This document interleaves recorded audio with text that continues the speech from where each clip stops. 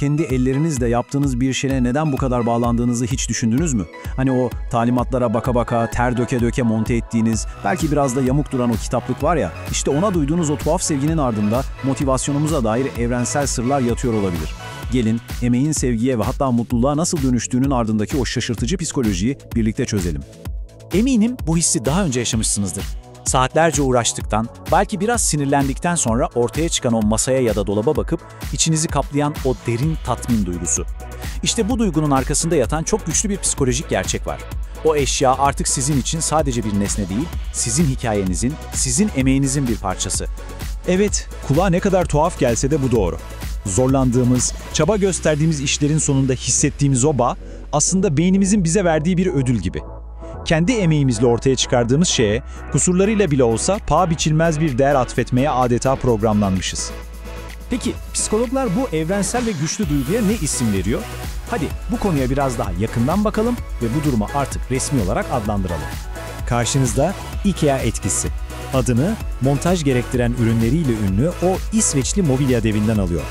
Harvard Business School'dan araştırmacılar, Norton, Mohanchon ve Ariely tarafından tanımlanan bu etki diyor ki, bir şey yaratma sürecine azıcık bile dahil olsak, o şeye olan bakışımız tamamen değişiyor. Yani o mobilya artık sadece bir eşya olmaktan çıkıp sizin bir parçanız, sizin eseriniz haline geliyor. Bakın şu rakamlar durumu ne kadar net özetliyor. Araştırmacılar bir grup katılımcıdan basit bir IKEA kutusunu birleştirmelerini istiyor, diğer gruba ise aynı kutuyu hazır halde veriyorlar. Sonuç ne mi? Kutuyu kendi yapanlar ona neredeyse %65 daha fazla değer biçiyor. Düşünsenize sadece birkaç dakikalık basit bir montaj işi bile algımızı bu kadar kökten değiştirebiliyor. İnanılmaz. Şimdi bu grafikteki ilginçliğe bir bakın. Bu bir origami deneyi. Katılımcılar kendi yaptıkları, açıkçası pek de başarılı olmayan origamilere ortalama 23 sent değer biçiyorlar. Peki dışarıdan bakanlar ne kadar veriyor? Sadece 5 sent. Ama en çarpıcı olanı ne biliyor musunuz? Katılımcılar kendi acemi işlerini bir uzmanın yaptığı mükemmel origami ile neredeyse aynı kefeye koyuyorlar. Kendi emeğimiz gözümüzdeki kusurları adeta birer sanat eserine dönüştürüyor.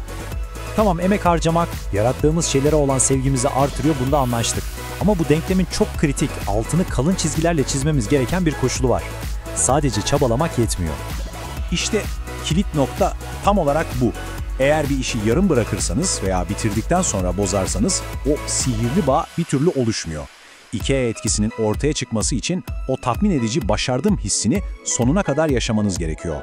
Tamamlama eylemi bu psikolojik ödülün anahtarı. Bu Lego deneyi durumu mükemmel bir şekilde gözler önüne seriyor. Katılımcılar tamamladıkları Lego setlerine başkalarının yaptığı aynı setlere kıyasla tam 2 kat daha fazla değer biçiyorlar. Aradaki o sevgi farkı tam 42 sent. Ama bakın ne oluyor? Eğer yaptıkları seti tamamladıktan hemen sonra geri sökmeleri istenirse o fark dramatik bir şekilde eriyor. Emeğinizin boşa gittiğini görmek ona olan bağlılığınızı da adeta yok ediyor. İşte bu soru bizi IKEA etkisinin yüzeyinden alıp çok daha derin bir psikolojik gerçeğe götürüyor. Yani bir işi bitirmek eylemi neden ona olan duygusal bağımızı bu kadar derinden etkiliyor? Nedir bu işin sırrı? Cevap işte bu kadar net. Bir görevi başarıyla tamamlamak beynimize küçük ama çok güçlü bir sinyal gönderir. Ben bunu yapabilirim. Ben etkili biriyim.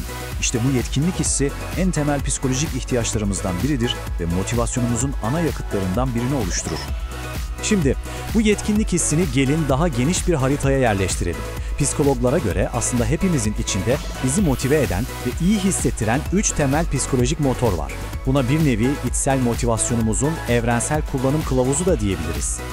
İşte o 3 temel ihtiyaç: yetkinlik, özellik ve ilişkisellik. Yetkinlik bir şeyi başarabilme hissidir. Tıpkı o IKEA kutusunu kurduğunuzda hissettiğiniz gibi. Özellik, kendi kararlarınızı kendiniz verdiğinizi, hayatınızın direksiyonunda sizin olduğunuzu hissetmektir. İlişkisellik ise başkalarıyla anlamlı bağlar kurma ve bir bütünün parçası olma arzusudur. Kuramın yaratıcıları Ryan ve Desi'nin bu sözü aslında her şeyi özetliyor. Bu 3 ihtiyacı psikolojik besinlerimiz gibi düşünebilirsiniz. Onları doyurduğumuzda gelişiriz, motive oluruz ve kendimizi iyi hissederiz. Ama bu ihtiyaçlar aç kaldığında motivasyonumuz düşer ve ruh halimiz bozulur. Bu görsel, motivasyonun karmaşık dünyasına harika bir şekilde gösteriyor. Bakın, motivasyon var ya da yok gibi bir açma kapama düğmesi değil, bir yelpaze. En solda bir işi yapmaya dair hiçbir nedenimizin olmadığı motivasyonsuzluk hali var. Sağa doğru ilerledikçe bir işi ceza almamak ya da ödül kazanmak gibi dışsal nedenlerle yapmaya başlıyoruz. Ama temel ihtiyaçlarımız yani yetkinlik, özerklik ve ilişkisellik karşılandıkça yelpazenin en sağına doğru ilerliyoruz. Yani bir işi sadece keyif aldığımız, anlamlı bulduğumuz ve gerçekten istediğimiz için yaptığımız o en güçlü ve kaliteli motivasyon alanına.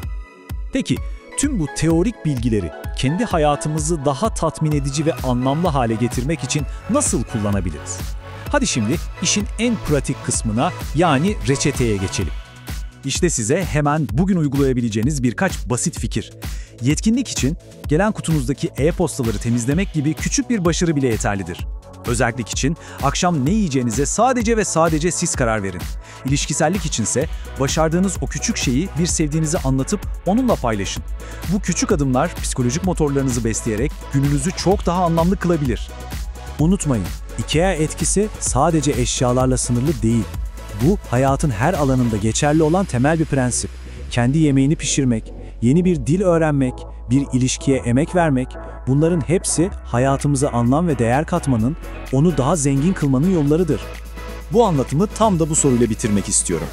Pasif bir tüketici olmak yerine hayatınızın hangi alanında aktif bir yaratıcıya, bir üreticiye dönüşebilirsiniz? Belki de aradığımız o tatmin ve mutluluğun asıl sırrı satın aldıklarımızda değil, kendi ellerimizle, kendi çabamızla yarattıklarımızda gizlidir.